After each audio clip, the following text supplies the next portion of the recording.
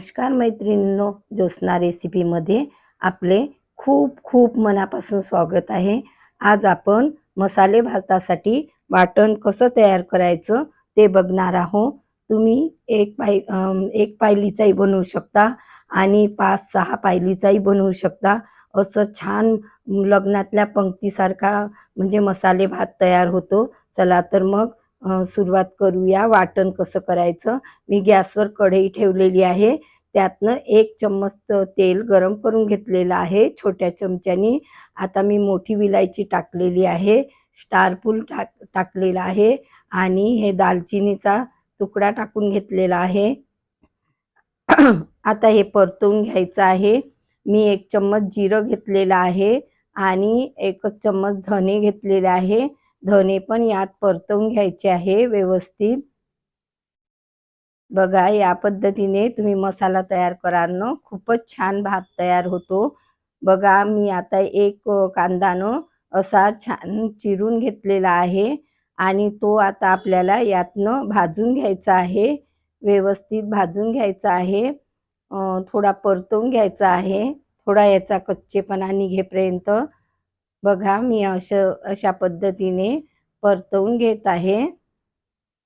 बघा थोडा शिजून गेलेला आहे, अशा पद्धतीने परतवायचं आहे। आता मी थोडे शेंगदाणे घेतलेले आहे आणि 5-6 अशा हिरव्या मिरच्या, आलं, हे कढीपत्ता घेतलेला आहे आणि लसणाच्या कळ्या घेतलेल्या आहे, त्या टाकून घ्यायच्या। त्या पण आपल्याला परतवून घ्यायच्या आहेत। बघा या पद्धतीने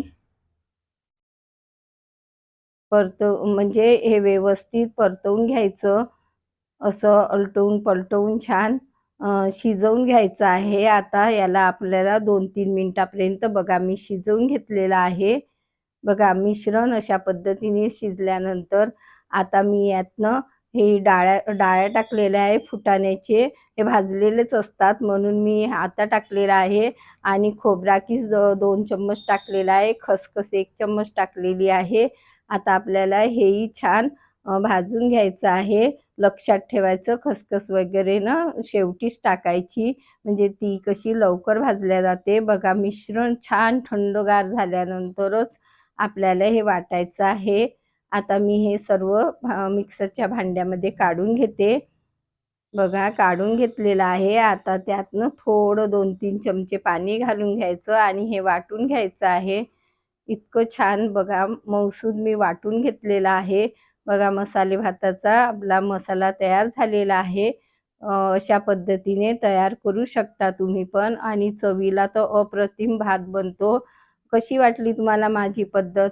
नक्की ट्राय करा आणि कमेंट्स करून कळवा। पुन्हा भेटू नवीन व्हिडिओसोबत।